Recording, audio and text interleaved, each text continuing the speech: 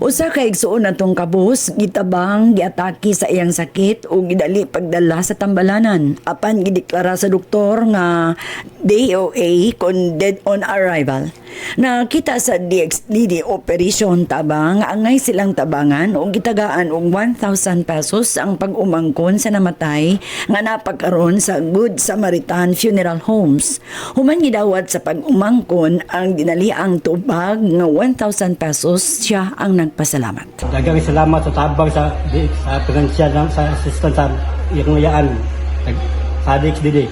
Daghang salamat. Si Bubong Olmilio nga may usa sa nagatiman sa iyang ayaan nga isip siya pag-umangkon sa namatay.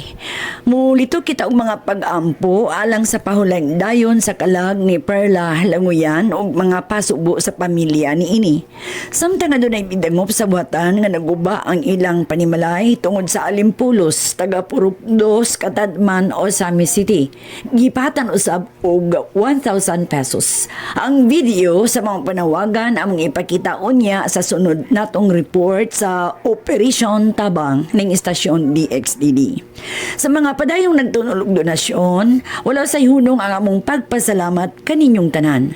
Kamusay naghatag og kinabuhi sa programa alang sa mga kabus sa DXDD.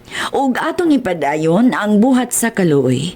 Sa mga bot mo suporta sa Operation Tabang sa DXDD ug sa mga nagpuyo sa laing lugar, ipadala lang ang inyong hinabang cash o in kind.